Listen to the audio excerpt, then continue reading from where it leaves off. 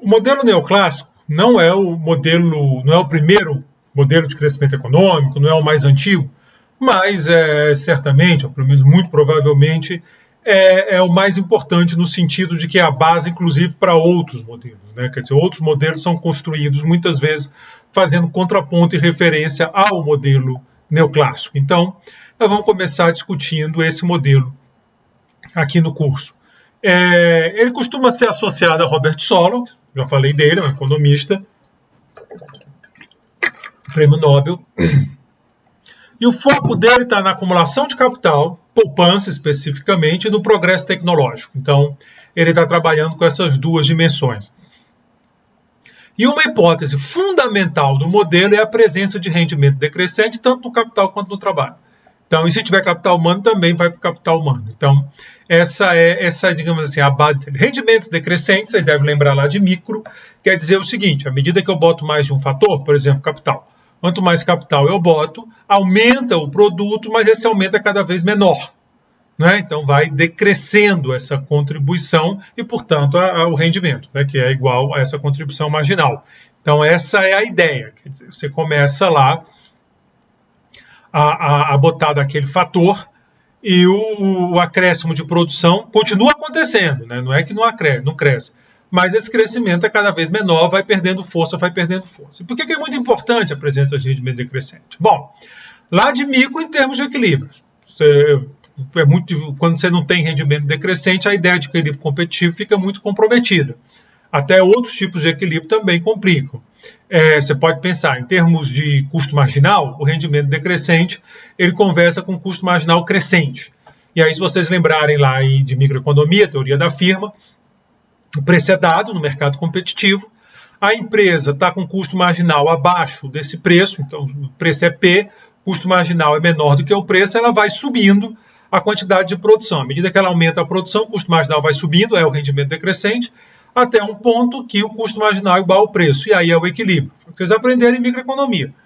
Vocês viram isso lá. Se não tem custo marginal crescente, supõe que ele é constante, por exemplo, que seria rendimento constante, vamos falar isso mais na frente, o que aconteceria? Ora, suponha que o custo marginal constante é de 10 e o preço de mercado é 15. Então, esse ficaria sempre abaixo. Como o custo marginal é menor do que o preço, essa firma vai produzir até infinito. Bom, produzir até infinito já é um conceito esquisito. Ela vai querer, depois, é obviamente incompatível com a ideia de competição perfeita de várias firmas pequenas. Então, quando a gente quer tirar rendimento daqui, se for crescente, então é mais louco ainda, porque quanto maior a produção, é menor o custo marginal. É óbvio que ela vai querer produzir para infinito para levar esse custo marginal para zero, o que complica muito qualquer conceito de equilíbrio. Isso até os fatos, as suas empresas crescem, mas não para infinito. Então, lá em micro, normalmente vocês fazem assim, tem uma faixa de rendimentos crescente, o custo marginal é decrescente, depois tem crescente. Isso aí se resolveria. A gente simplifica, em macro a gente gosta das coisas mais fáceis. Mas, de todo modo, essa hipótese de rendimento decrescente ela é chave no modelo, vai ficar claro mais na frente. E para simplificar a nossa apresentação, vamos começar com a hipótese que não existe progresso tecnológico. Ou seja, aquele A foi embora da função de produção. Depois a gente traz ele de volta. No finalzinho a gente traz ele de volta. Por enquanto, vamos só tirar esse elemento. Nesse caso, sem progresso tecnológico, o produto per capita ele converge para o estado estacionário. Ou seja, tem um produto lá que eu vou chamar de estado estacionário, vamos falar melhor sobre isso, e seja lá qual for o ponto de partida, contanto que estritamente positivo, ele vai para esse estado estacionário. O estado estacionário, o nome diz, né, estacionado. Então, ele é uma situação onde a variação do produto per capita e a variação do capital per capita são iguais a zero. O estado estacionário aqui é para as variáveis per capita. Então, nesse caso, se o produto per capita está estacionado, quer dizer que o produto propriamente dito, né, vai crescer igual à população. A gente já viu no anterior que o crescimento do produto per capita é o do produto menos da população. Se o per capita é zero, quer dizer que o produto e a população crescem à mesma taxa, né? Então ele vai crescendo só igual à população. Vamos trabalhar em 3 passos. Determinar o estado estacionário, quer dizer, esse ponto aí onde a economia para. 2. Mudanças no estado estacionário, quer dizer, como é que ocorrem mudanças no estado estacionário. 3. Vamos falar de progresso tecnológico, vamos trazer o progresso tecnológico para o modelo. Então vamos lá, sem progresso tecnológico, a função de produção que determina o produto per capita é a função de apenas do capital per capita. Então, o produto per capita passa a ser um Fzinho do capital per capita. Por exemplo, se for uma Cobb Douglas, aqui é a Cobb Douglas, né, a nossa Cobb Douglas, de velha de guerra. Se eu dividir tudo por N, vai ficar Y sobre N, aqui desse lado, e do outro lado, o 1 corta com N e fica menos θ. Né? Então fica N menos 1, N elevado a 1 menos θ sobre N, né? O 1 vai embora, fica só o menos θ. Que eu posso escrever dessa maneira, né? Tá, menos θ vem para cá, e aí eu tenho que Y é igual a K elevado a θ, ou seja, o produto per capita é igual ao capital per capita elevado a θ, ou produto per capita é uma função do capital per capita. Então, quando a gente trabalha em termos per capita, o N some, né? Porque ele está dividindo. A hipótese de rendimento decrescente diz que quando o capital aumenta, o produto aumenta. Porém, quanto maior o capital, menor será o aumento do produto. Então, você não deixa de subir, mas vai subindo cada vez menos. Em termos formais, isso significa que a primeira derivada é positiva e a segunda é negativa. Né? Em termos formais, significa isso. Então, essa função que relaciona o capital per capita ao produto per capita, ela tem essas características. A primeira derivada dela é positiva, a segunda é negativa. Vamos pegar nosso exemplo. F', K elevado a θ menos 1. Como θ é um número entre 0 e 1, capital share, lembrem sempre disso, entre 0 e 1, isso aqui é positivo. F2', esse θ menos 1 desce. Então, θ menos 1, K, θ menos 2. Como θ é entre 0 e 1, esse cara é negativo. Negativa, a nossa função obedece às propriedades da função para rendimento decrescente direitinho. Esse é o jeitão de uma função com rendimento decrescente. Né? Não sei se vocês devem ter visto alguma coisa assim em micro, se não viram, aqui estão vendo. Repara que ela é sempre crescente, mas que ela cresce muito rápido para níveis baixos de capital, e ela vai crescendo depois cada vez mais devagar. Então ela começa crescendo muito rápido, quase em pé, né? Quase em pé. Na verdade, em alguns casos a gente mostra que quando o capital vai para zero, essa derivada vai para infinito mesmo, ou seja, ela fica em pé. E vai caindo, lá na frente ela vai ficando quase zero. Então essa é a cara do rendimento decrescente. Reparem que é sempre crescente, quanto maior o capital, maior o produto, porém o acréscimo vai caindo. Se eu estou aqui e venho para cá, o acréscimo é bem grande, é só olhar aqui. Não é verdade, desse K estrela para cá é bem pequenininho. É só olhar aqui. Então essa é a ideia de rendimento decrescente. Bom, no estado estacionário, Y e K são constantes, né? ΔY igual a zero, ΔK igual a zero. Repare que se K é constante, então Y é constante, porque Y só depende de K. Então, estritamente falando, eu posso falar só de K, me preocupar só com K, porque se K for constante, Y vai ser, já que Y depende só de K. Aqui o Y, né, só depende de K. Então, Kzinho. Tudo é I agora. Para que Kzinho seja constante, o investimento, que vai ser dado por SF de Kzinho, então eu estou dizendo que S é uma fração da renda, S é entre 0 e 1, que multiplica a renda. Então você está investindo, sei lá, 20% da renda você investe. S então é 0,2. Então o investimento que vai ser dado por S vezes Fzinho de K, ele deve ser exatamente necessário para repor a depreciação e compensar pelo crescimento da população. Então, estado estacionário, a propriedade é essa. Supõe por um minuto que não tem N, que a população está estacionada. Vamos entender dessa forma. SFK é o que está crescendo o capital, porque é o investimento. Então, você está botando ali, né, água na caixa d'água. DK é a depreciação, é o que está destruindo de capital. Então, o capital aumenta em SFK e diminui em DK. Ora, para que fique parado, eu preciso que o que aumenta, que é SFK, seja igual ao que diminui, que é DK. Então, se não tem N, se a população está crescendo a uma taxa zero, fica muito fácil entender que o estado estacionário exige que SF de K seja igual a D, que é a taxa de depreciação, vezes K. O capital que está vindo de investimento está repondo o que foi depreciado. Agora vamos entender o N. Eu estou pensando em termos estacionários, em termos per capita. Desculpa, eu estou pensando em termos per capita. Então é por pessoa.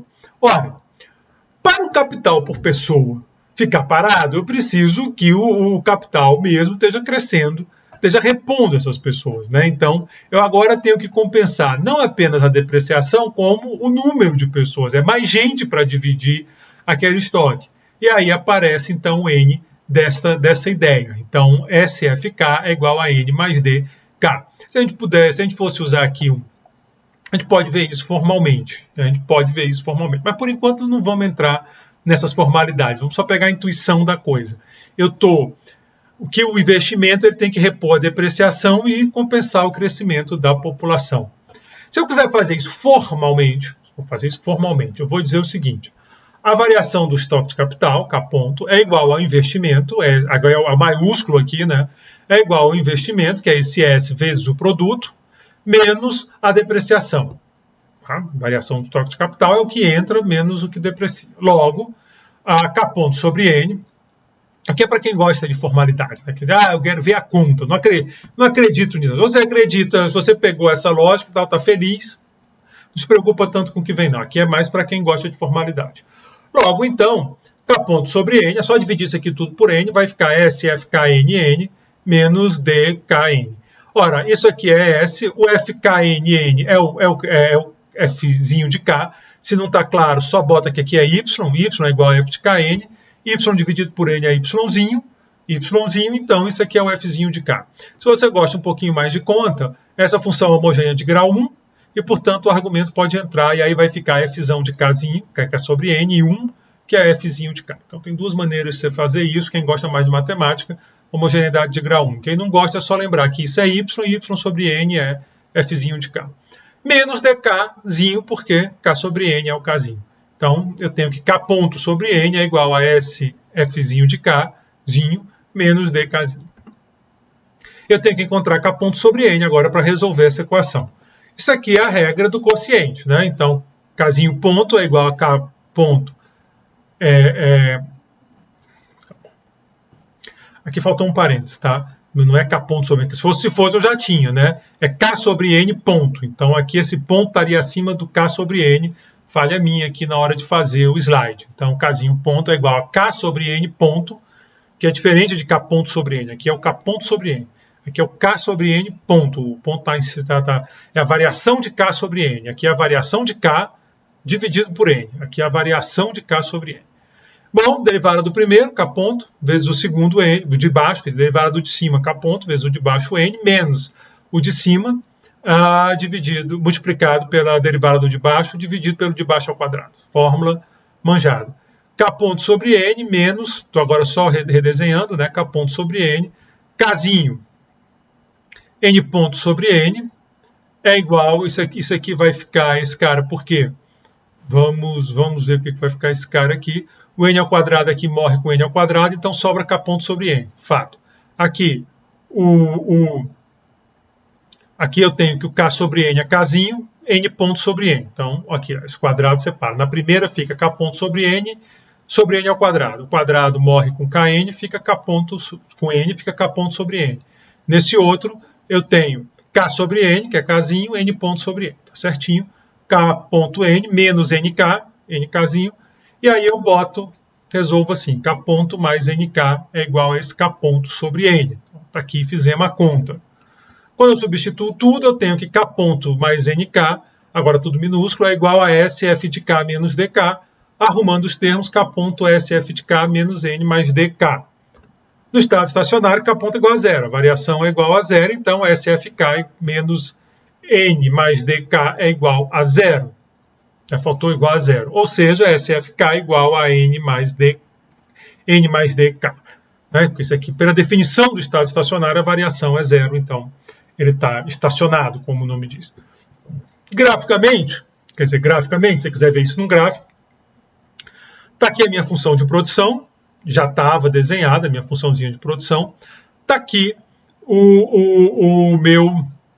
a minha SFK, que é o SY, né? Está aqui a minha poupança. Repara que como eu estou multiplicando pelo número entre 0 e 1, ela vem mais baixa do que a função de produção. Ela é a função de produção multiplicada pelo número entre 0 e 1, então ela vem mais baixa, continua saindo do zero, porque qualquer coisa vezes 0 é 0, mas mais baixa. E esse aqui é o N mais delta, N mais DK. é a reta, né? Isso aqui é uma reta, também saindo de zero. O ponto que elas se cruzam, ou seja, SY igual a N mais DK, isso aqui é o estado estacionário. Isso aqui é o estado estacionário. Tá joia? Então, o estado estacionário acontece aí. Agora, supõe comigo que a economia começa em K0. E K0 é um ponto abaixo do estado estacionário, quer dizer, tem menos capital do que no estado estacionário. O que vai acontecer? A poupança, o investimento vai ser aqui, S de Y0. Então, o investimento vai ser...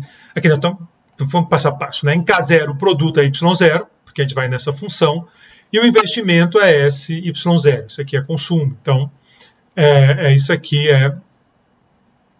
esse aqui é o investimento, é SY0. Bom, está entrando SY0, mas o que está saindo de capital? Aí é na reta. Como está acima da reta, está tendo mais investimento do que a distribuição de capital, o estoque de capital está subindo. Então ele vem para cá. Se for um ponto aqui, vale o contrário. Está abaixo da reta, então anda para cá. Então, seja lá qual for seu K0, desde que maior que zero, essa vem para cá. Então, se a economia começa com um estoque de capital muito baixo, tende a subir até o K estrela. Se ela começa com capital muito alto, tende a cair até o K estrela. E tudo isso, a mágica é o rendimento decrescente, que dá essa curvatura na função de produção. Então, pontos onde o estoque de capital é menor do que o estoque de capital do estado estacionário, como K0 da figura anterior, temos que SFK maior que N mais DK. Aqui, ó, SFK é isso daqui, e N mais DK é isso daqui. Então, K ponto é positivo. Está aqui o K ponto é positivo, o capital está crescendo. Ou seja, o acréscimo de capital é maior que o decréscimo de capital. E o estoque de capital aumenta. De forma análoga, se for maior do que o do estado estacionário, o estoque de capital decresce. Para qualquer valor inicial maior do que zero, o estoque de capital converge para o estado estacionário. Então, vem para cá. O ponto de partida, então, ele lá na frente, quando ela convergir, o ponto de partida não é relevante para o que vai acontecer daqui a muito, muito tempo. Agora, demora, tem um tempo para isso acontecer. O nome desse resultado é chamada convergência, o nome desse resultado, né, porque converge para o estado estacionário, e ele tem uma implicação muito interessante quando eu penso em diversos países. Se os países tiverem a mesma taxa de poupança e o mesmo valor para N mais D, se for a mesma coisa, eles vão convergir para o mesmo produto per capita. A velocidade de convergência depende da distância de cada país para o estado estacionário. Então, países semelhantes em termos de taxa de poupança de N e de D, e tem o θ lá também, mas aqui é o ND que é mais importante, né, porque o θ está na função de produção. Países com os mesmos parâmetros vão convergir. Então, se você pegar países que têm o mesmo parâmetro e um for muito mais pobre do que o outro, a gente tem que ter o mesmo parâmetro. Você espera que no longo prazo essa diferença vá diminuir. E essa questão é chamada questão de convergência e ela é tema de pesquisa em crescimento econômico. Quer dizer, essa é uma discussão grande. Até porque, primeiro, para saber se é mesmo, acontece isso. Depois, para você pensar o seguinte, como que eu posso dizer que um país é semelhante ao outro? Quais são as variáveis que estão aqui? Aqui no meu modelo simplesinho, S, N e D. E θ. São essas. Mas o modelo mais complicado tem mais variáveis. Por exemplo, pode entrar aqui capital humano, pode entrar aqui questões institucionais, e aí você vai temperando, o bolo vai crescendo, vai ficando bem mais delicado. Outro ponto importante é que no estado estacionário o produto per capita não cresce. Quer dizer, o produto per capita ele fica parado, pela definição de estado estacionário. E o produto, né, o cheio, cresce à mesma taxa que a população. Ou seja, a taxa de investimento não é relevante para determinar o crescimento do longo prazo. Olha que doido. Ela é relevante para o nível de renda. Para o nível de renda ela porque olha, o nível de renda depende desse ponto. E claro que se o S disse isso aqui é mais alto ou mais baixo, vamos falar disso. Mas para a taxa de crescimento não, porque essa taxa de crescimento é zero. Então, pouco importa se poupa muito ou poupa pouco. Lá na frente, em algum momento, a economia chega no estado estacionário e essa taxa fica zero. E isso é um resultado forte do modelo neoclássico. Agora, apesar de não afetar, como eu estava dizendo, o crescimento de longo prazo, a taxa de poupança afeta o estoque de capital e o produto no estado estacionário. Então ela não tem efeito. Lembra que eu falei lá taxa e nível? Olha ali. Ela não tem efeito na taxa de longo prazo, na de curto prazo tem, porque tem esse momento que vai se aproximar, mas ela tem efeito no nível. Para o nível ela é relevante. Para enxergar isso com clareza, é só pegar a nossa taxa, a fórmula do estado estacionário, SF de K igual a N mais delta K. É só olhar para essa fórmula que você vai ver que a solução de K depende de S, né? O valor de K na solução. Durante o ajuste para o novo estado estacionário, o produto per capita vai crescer ou diminuir, né? Depende se a taxa de poupança aumentou ou não. Esse fenômeno é chamado de dinâmica de transição, né? Que eu escrevi. Desculpem, né? Cheio de typo aqui, porque eu vou digitando, a vista já não é mais tão boa. Uma vez no novo estado estacionário, e aqui também não completei a frase, essa dinâmica acaba e a economia volta a parar. Bom, se eu fizer esse meu exemplinho aqui de y igual a k elevado a θ, o capital per capita no estado estacionário será dado por quanto? Está aqui a fórmula, S FK, só que FK agora é isso aqui, é igual a N mais delta K. Aí resolve, eu tenho que K igual a S mais N delta, ND, eu falo delta porque estou seguindo a anotação do livro, e é D, de depreciação. Mas se você pegar a maioria dos livros, é delta a taxa de depreciação, e aí a cabeça me trai. Então, S sobre N mais D sobre 1 elevado a 1 sobre 1 menos θ. Então, quanto maior S, maior o produto no estado estacionário, maior o capital no estado estacionário, maior o produto, que é só K elevado a θ, está aqui o produto. Porém, a taxa de crescimento no estado estacionário vai ser igual a zero, exatamente porque é estacionário, está estacionário. Então, ela não está crescendo no estado estacionário. Então, se quiser ver aqui graficamente, eu sei que tem muita gente que gosta de ver graficamente, e é muito importante essa leitura gráfica do modelo, ajuda a pensar. Eu estou aqui no K estrela, que é meu estado estacionário. Aí, eu aumentei a taxa de poupança. Está aqui. O que faz o aumento da taxa de poupança? É S', que ele está chamando, é S1, deixa eu botar aqui, S'. O aumento da taxa de poupança, essa curva fica mais alta, né?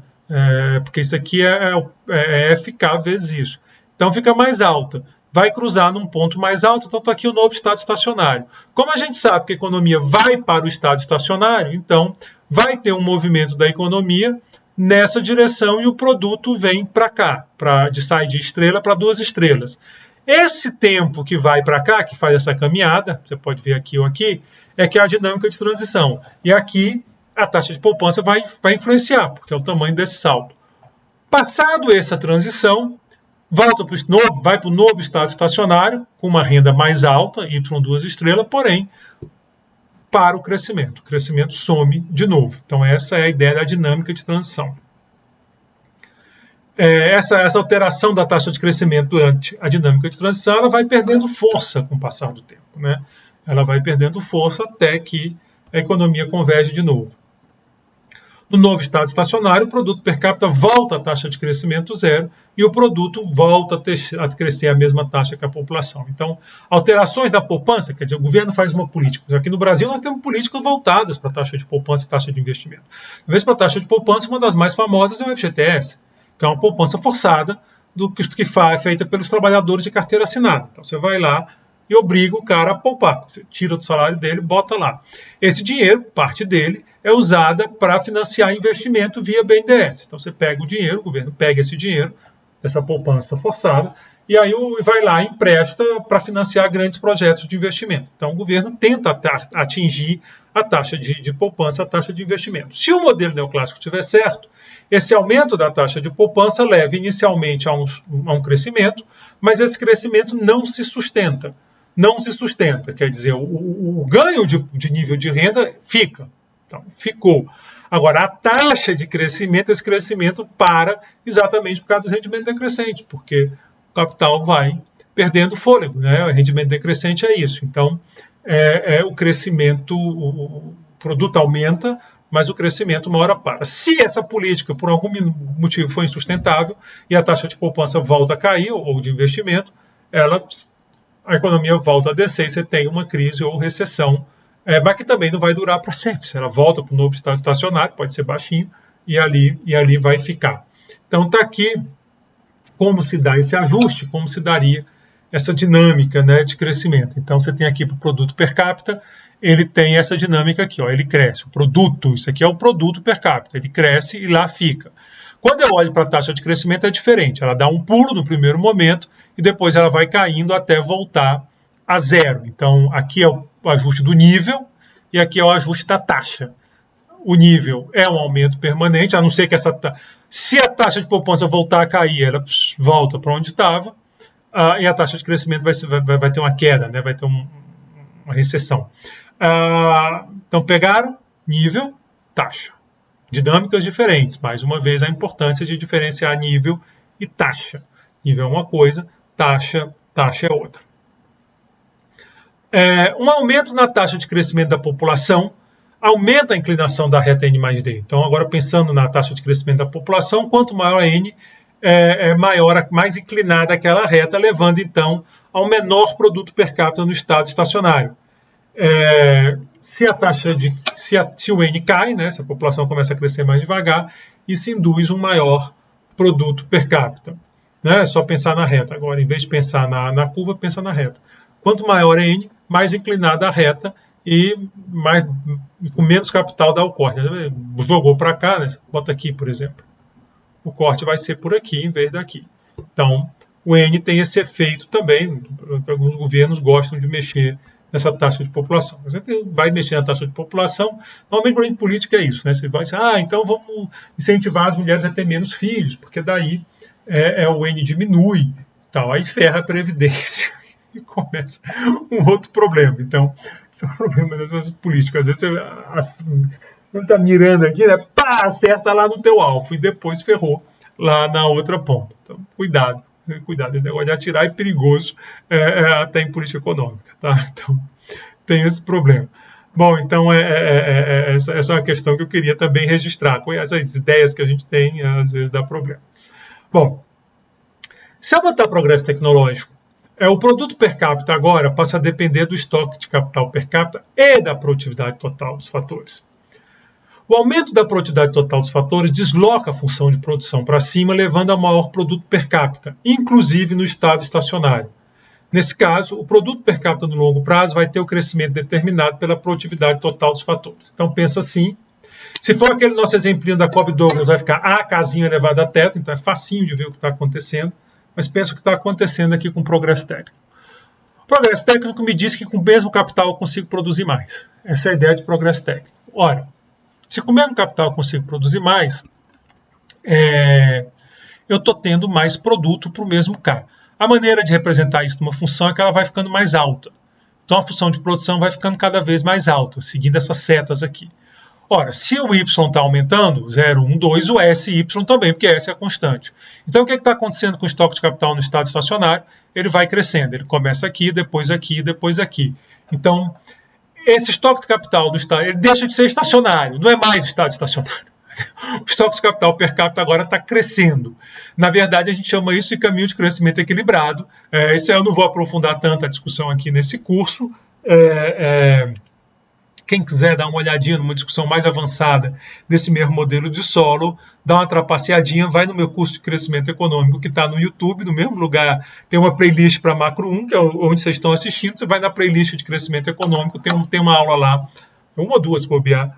É só o modelo neoclássico, são várias, mas pegando esse modelo de solo com poupança exógena, tem lá, e aí você pode ver a coisa um pouco mais elaborada, mas aqui o argumento gráfico, que é o que está no livro que eu estou usando, né? Quer dizer, não tem por que ficar aprofundando isso, vocês vão discutir tudo isso mais na frente, que é só para vocês conhecerem o argumento. Então, o A vai levantando a curva, que vai puxando o estoque de capital e, portanto, o produto, o Y0, 1, 2. Então, agora, você tem dois motores para o crescimento, o Kzinho e o A. O Kzinho a gente viu que para. O A não, ele vai crescendo para sempre, né? O progresso técnico vai subindo, e o produto per capita, o capital e o produto per capita, o capital e o produto per capita vão subindo junto. Então, por isso a ideia de que quando você está no estado estacionário, né, vamos chamar de longo prazo, a economia para de ser movida por capital, quer dizer, o capital não mais gera crescimento e o crescimento vem todo da produtividade, do progresso tecnológico. Então essa é a ideia de Solow, foi com essa ideia que Solow ganhou um prêmio Nobel essa sacada, né? Então você pega outras teorias mais antigas, sempre teve essa ideia de que o processo de crescimento se sustenta, ou será que ele tem vida curta? Se vocês lembrarem dos cursos de vocês aí lá de, talvez, Eves, quando vocês, sei lá, onde vocês estudaram David Ricardo, Ricardo tinha essa ideia, né? Ricardo, ele enxergava rendimento decrescente na Terra. Ele chegava na Terra. E aí ele fez a teoria da renda da Terra olhando isso. E aí ele desenvolvia o argumento e acabava chegando numa estagnação, porque o rendimento decrescente da Terra freava a economia. Porque como é que você podia ter resolvido o drama do Ricardo? Com o progresso tecnológico.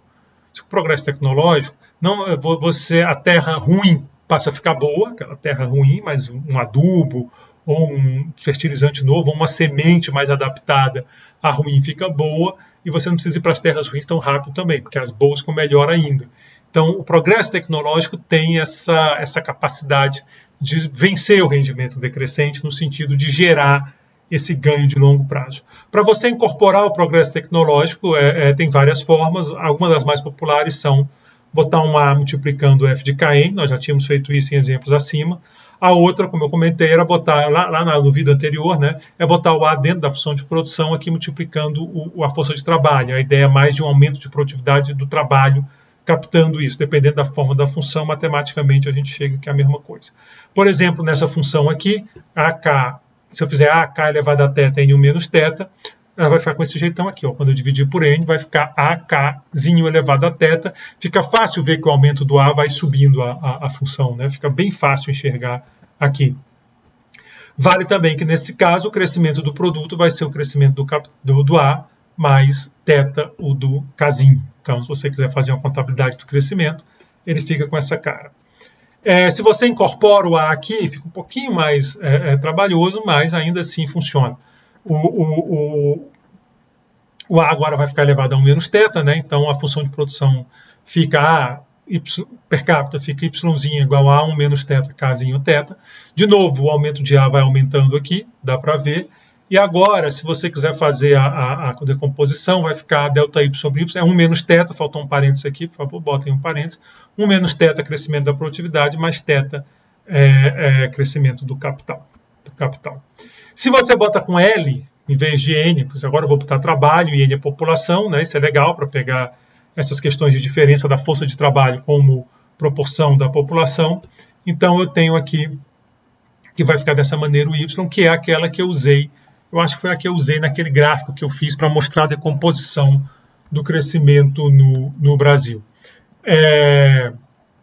Então esse é o jeitão do modelo neoclássico de crescimento. E as propriedades importantes que a gente tem que ter na mente. Primeiro, aí não é uma propriedade, é uma hipótese, rendimento decrescente. É claro que neoclássico tem vários sentidos, muita coisa pode levar. Aqui, quando eu estou falando de crescimento, neoclássico é quase um sinônimo de rendimento decrescente. Eu estou botando rendimento decrescente no modelo. E isso gera, duas propriedades, dois resultados muito importantes que têm que ser considerados e que são objetos de muito estudo. Primeiro, convergência. Convergência no sentido do próprio país, quer dizer, o país converge para o estado estacionário dele. Essa aqui a ideia original é essa, quer dizer, o estoque de capital, ele vai para o estoque de capital do estado estacionário, aquele K estrela, ele caminha para lá, tanto faz se ele está abaixo ou acima. Se ele estiver para baixo, ele vai subir até chegar no estado estacionário. Se ele estiver para cima, ele vai cair até chegar no estado estacionário. Essa ideia você pode repassar a países, mas aí você tem que tomar um cuidado, porque para haver convergência entre os países é preciso que os parâmetros sejam semelhantes. Então, no começo da discussão, nós vamos falar isso mais no próximo vídeo, tinha uma ideia de, não, todos os países convergem, mas isso não faz muito sentido. E as pessoas tocaram, não, pera lá. Para isso tem que ter parâmetros semelhantes, e aí começa uma discussão mais relevante sobre quais variáveis, então, que dizem se os países são semelhantes ou não. Quer dizer, quais são as variáveis que eu devo considerar. Nesse nosso modelo, tranquilo. Θ, N mais D e principalmente S. Essa é a variável-chave. Seriam os parâmetros de semelhança. Em outros modelos vai ficando mais sofisticado, você vai botando mais coisa, vai botando mais tempero. E a terceira coisa, né? Então tem a convergência para o estado estacionário do próprio país, que pode ser extrapolada para convergência entre países, e a questão de que no longo prazo, e por longo prazo entenda-se, quando chega no estado estacionário, quando se completa a dinâmica de transição, o crescimento da economia depende do crescimento da produtividade. Quer dizer, você vai crescer, você tem crescimento, mas esse crescimento é puxado por A. Ele deve-se a A. Ele não é por conta só a acumulação de capital não permite esse crescimento. E por que isso é relevante? Porque se você pensar em termos de política pública, suponha que você tem um governo, né, lembra aquela questão do Lucas? O que o governo de um país pode fazer para esse país crescer mais? Né? Ele falava da Índia, do Egito e da Indonésia. Então, só para você estar nessa posição, o presidente da República te chamou e te disse, cara, eu estou te dando uma missão, eu quero que você desenhe políticas para que o crescimento desse país aumente. Ora, se você está partindo do pressuposto que o crescimento se dá, que o capital consegue puxar o crescimento, e outros modelos isso acontece, nós vamos discutir no próximo vídeo. Se você está com esse pressuposto, talvez seja uma boa ideia fazer uma política de incentivo ao investimento barra poupança. Por quê? Investimento subindo, mais capital, e você puxa a taxa de crescimento. Como eu disse, a gente vai ver isso depois, a gente conversa mais sobre isso quando ver. Mas se você está com essa perspectiva, você tem em mente que as políticas de incentivo ao investimento, elas só vão gerar crescimento de longo prazo, elas vão ter um efeito na dinâmica de transição, mas elas só vão gerar crescimento de longo prazo mesmo, se de alguma maneira isso virar ganho de produtividade, se alguma maneira virar progresso tecnológico. Você pode sempre dizer, tudo bem, então eu vou incentivar mais a compra de máquinas que tragam em si tecnologias mais sofisticadas, e aí eu estou gerando progresso tecnológico. Seria talvez um caminho. Mas não adianta focar só no investimento. O problema é que algumas vezes as políticas de incentivo ao investimento, não só elas não contribuem para o crescimento da produtividade, como elas atrapalham. Mas como assim? Quando a gente pensa em política, de qualquer natureza, a gente não pode pensar que elas são feitas por anjos. Elas são feitas por homens. Né? São pessoas que estão fazendo política o tempo todo. Né? São burocratas e políticos que dão as linhas gerais. É bem documentado que, às vezes, esses políticos estão agindo no interesse próprio. Aliás, isso não é nenhuma surpresa. Né? Na nossa ciência, Adam Smith, quando começa a nossa ciência, ele deixa claro. Não é das virtudes nem da boa vontade do padeiro que você tem seu pão. O padeiro age em interesse próprio. Por que achar que os políticos não agiriam em interesse próprio? Por que achar que político é um ser diferente que está baseado só no bem comum? Então ele está agindo, é razoável supor que ele está agindo no interesse próprio, como estão agindo o padeiro, como está agindo o professor, como está agindo todo mundo, vocês. Essa é a nossa hipótese, as pessoas agem com interesse próprio. Esse interesse próprio pode ser, por exemplo, de tal forma que direcione essas políticas não a setores mais produtivos, não a buscar aumento de produtividade, mas a setores menos produtivos que têm capacidade de lobby. Então você pode imaginar que um setor, por exemplo, que gera muito emprego, operando uma tecnologia pouco produtiva. Esse setor resolve se modernizar, trazendo uma tecnologia bem mais produtiva, porém que gera menos emprego. Essa é uma possibilidade. A Vale teve problemas assim na Argentina, por exemplo. Nossa Vale teve esse tipo de problema na Argentina e aqui no Brasil também, num certo momento gerou um estresse. Então, você pode ter, por exemplo, eu tenho uma mineradora, a Vale, ela tem um monte de trabalhador lá fazendo mineração, aparece uma máquina, um robô que substitui. Pode ser que o político pense, não, pera lá, esse desemprego, imagina que você é o político da região que vai ser afetado, esse desemprego vai me prejudicar. Então, eu vou criar uma lei aqui, vou criar algum jeito para incentivar essa mineradora a usar a tecnologia velha. Então você vai usar a tecnologia velha. Então é o seguinte, se você usar a tecnologia nova, você não tem subsídio. Se você usar a tecnologia velha, eu te dou um belo do subsídio, de tal forma que passa a ser vantajoso para a empresa usar a tecnologia velha. E para o político é vantajoso porque ele vai dizer, eu salvei os empregos. Agora, para a produtividade, é um horror. Você está matando uma inovação. Eu estou fazendo um exemplo onde o político está pensando no emprego e tal. Não é muito difícil pensar outros exemplos onde as motivações do político podem ser ainda pior. Né? Da empresa, por exemplo, está lá dominando o mercado, chega um concorrente muito mais produtivo, com uma tecnologia muito mais eficiente, e a empresa diz, faz o seguinte, faz uma lei para ferrar meu concorrente e eu te dou uma colaboração aí em algum momento. Então, isso não é, o meu exemplo foi, eu evitei isso, mas é muito óbvio pensar exemplos desse tipo. Então, se isso acontece, ou visando mais emprego, né? Você tem uma história que falam sempre do Friedman, quando ele chega dizem que é na China, mas em algum país, e ele olha que estão cavando lá uma represa com pás. E ele pergunta, vem cá, por que vocês estão cavando essa represa com pás e não usam as máquinas, né? As cavadeiras? E o cara diz, não, porque aqui nós valorizamos o emprego, então a gente quer que tenha emprego. E aí o Friedman retruca, então por que vocês não cavam com colher? Vai empregar mais gente. Então essa é a ideia. Vai que o cara gosta da ideia e diz, ha! E aí faz um plano de incentivo à compra de colheres para cavar a represa. Né? Quer dizer, olha a desgraceira que você está fazendo. Mas mesmo que ele queira segurar a pá para substituir a escavadeira, olha a perda de produtividade que você está trazendo. Então, essa possibilidade pode acontecer. Às vezes uma política que visa estimular o investimento, ela acaba estimulando o investimento, mas prejudicando a produtividade. Isso vai ficando mais provável de acontecer à medida que você vai botando, sofisticando essa decisão do político. Se você imagina o governo só tomando decisões para o bem geral, ainda assim dá problema. Eu pergunto, o bem geral, a tecnologia, considerando o modelo neoclássico, aumenta o nível de renda per capita, mas no processo aquele cara perde o emprego. O que é melhor para o bem geral? Difícil responder, né?